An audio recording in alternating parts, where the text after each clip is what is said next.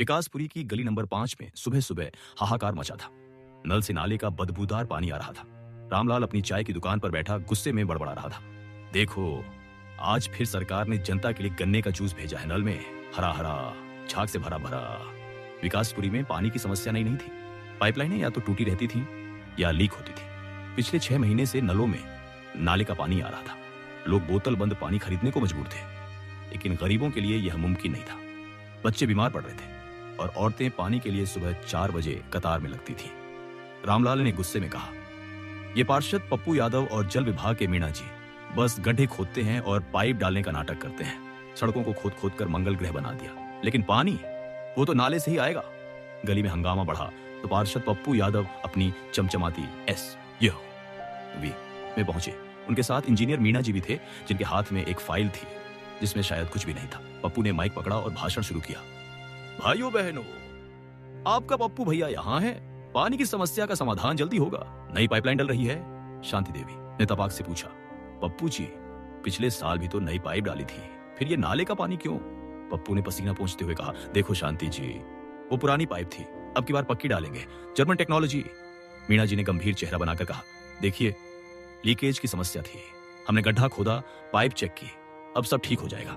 रामलाल ने तंज कसा, मीणा जी, आप तो हर बार गड्ढा खोदते हो, कहीं ये गड्ढा दिल्ली तक तो नहीं जा रहा?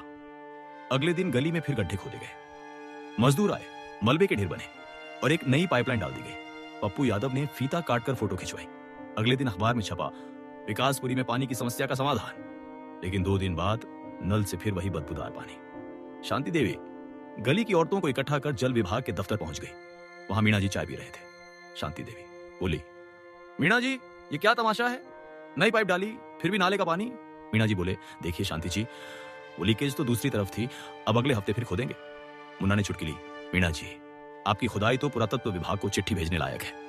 और फिर एक दिन सचमुच तमाशा हो गया। खुदाई में गड्ढे से एक जर्जर साइकिल का पहिया, एक लोहे की कुल्हाड़ी और एक स्टील की डोलची निकली। खबर फैली, मीडिया कैमरों के साथ टूट पड़ी। विकासपुरी में पुरातात्विक खजाना, हेडलाइन बनी। पप्पू यादव ने फिर फोटो खिंचवाई और बोले, हमारी खुदाई ने इतिहास खोज लिया। मीणा जी ने दावा ठोका, ये इस बार जापानी टेक्नोलॉजी का कमाल है। पुरातत्व विभाग सचमुच आ गया। जांच शुरू हुई और फिर सबके होश उड़ गए। ये खजाना रक्कू लोहार का था, जो पिछले साल आधी रात अपनी साइकिल समेत गड्ढे में गिर गया था और जिसे सुबह जेसीबी ने अंधों की तरह मलबा डालकर गड्ढे में ही ढक दिया था। खुदाई आगे बढ़ी तो रक्कू की साइकिल का बाकी हिस्सा और उसका कंकाल भी निकल आया। पता चला कि रक्कू के औजारों से पाइपलाइन टूट गई थी और नाले का पानी उसमें मिलने लगा था। रक्कू को नाले में ठीक से गिरना चाहिए था। उसकी वजह से पूरी गली और निर्दोष प्रशासन बड़ा दुखी रहा। पुरातत्व विभाग की भी बेकार की परेड हुई। पानी फिर भी गंदा ही रहा। शायद कई और कब्रें थी, शायद रक्कू अकेला बेवकूफ नहीं था। खैर, दयालु इंजीनियर साहब ने 10,000 की अल्प राशि लेकर रक्कू के घर को नई पाइपलाइन में कनेक्शन की आजादी दे दी। सरकारी कोष से लाखों निकल गए थे, तो इतना हर्जाना तो बनता था। हालांकि योजना में रुपए लगे कितने, यह अलग मुद्दा था। इससे रक्कू का दोष कम नहीं हो जाता। 3 महीने बाद गरीबी, बीमारी और दुख से घिरी उसकी पत्नी ने कुएं में कूदकर आत्महत्या कर ली। अब कुएं का जल भी गंदा हो गया। अंततः वह एक बुरी पत्नी साबित हुई, जो पति का अनुसरण कर नाले में नहीं मरी। मैं मौत का नजदीकी अनुभव तो नहीं जानता, लेकिन साफ पानी में डूबने का विचार इतना दोषपूर्ण तो नहीं था। या फिर पास के नाले अतिक्रमण से ढक चुके थे और उस बीमार का दूर के बड़े नाले तक पहुंचना कुछ मुश्किल रहा होगा, सो वह अभागिन कुएं में ही जा मरी। पिछली शाम दरवाजे पर वह बेसुध बड़बड़ा रही थी, कौन मारा उनको?